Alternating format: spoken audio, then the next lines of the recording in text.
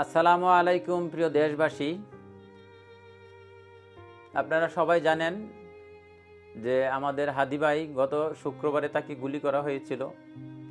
আততায়ীর গুলিতে সে গুলিবিদ্ধ হয়ে সে রিকশাতে লুটিয়ে পড়ে কিছু বলতে পারেনি। তো সে গত ৩-৪ দিন যাবৎ মৃত্যুর সাথে পাঞ্জা লড়ে সুদূর সেই সিঙ্গাপুরে গিয়েছিল বাঁচার জন্য, কিন্তু ঘাতকেরা তাকে বাঁচতে দেয়নি। সে চলে গেছে না ফেরার দেশে, আমাদেরকে কাঁদিয়ে, সারা বাংলাদেশের মানুষকে কাঁদিয়ে। আমি সারা বাংলাদেশের মানুষকে উদাত্ত আহ্বান জানাবো, দলমত নির্বিশেষে। হাদি ছিল অন্যায়ের প্রতিবাদী গান, হাদি সবসময় গাইতো অন্যায়ের প্রতিবাদী গান, বলিষ্ঠ কণ্ঠস্বরে সবসময় গাইতো বাংলার জয়গান। তা আমি বাংলার প্রতিটা মানুষের কাছে উদাত্ত আহ্বান, আপনারা সবাই আমার হাদি ভাইয়ের জন্য দোয়া করবেন, হাদি ভাইকে যেন আল্লাহ জান্নাত নসিব করে। আমি বলতে লজ্জা পাই, আমি ছোট্ট একটা অজপাড়া গায়ের ছেলে।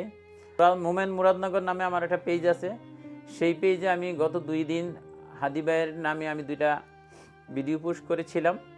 আরও আমার ভিডিও লেখা ছিল, কিন্তু বিধাতা আমাকে দেয়নি হাদি ভাইয়ের সুরে তাল মিলিয়ে তার সামনে আমি সেই তার কণ্ঠের কথাগুলো বলার জন্য।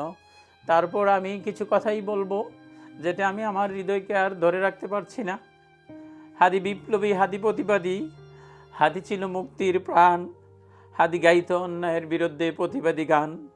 হাদি তোমার ক্ষয় নেই, তোমার হবে জয়, হাদি তুমি বেঁচে থাকবে প্রতিটা মুসলিম প্রাণে, এপারে ওপারে হবে তোমার জয়।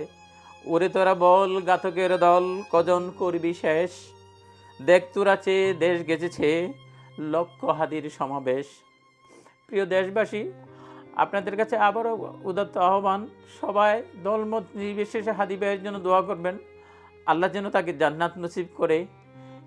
আমি আর কিছু বলতে পারছি না, সবাই হাদি ভাইয়ের জন্য দোয়া করবেন। আসসালামু আলাইকুম।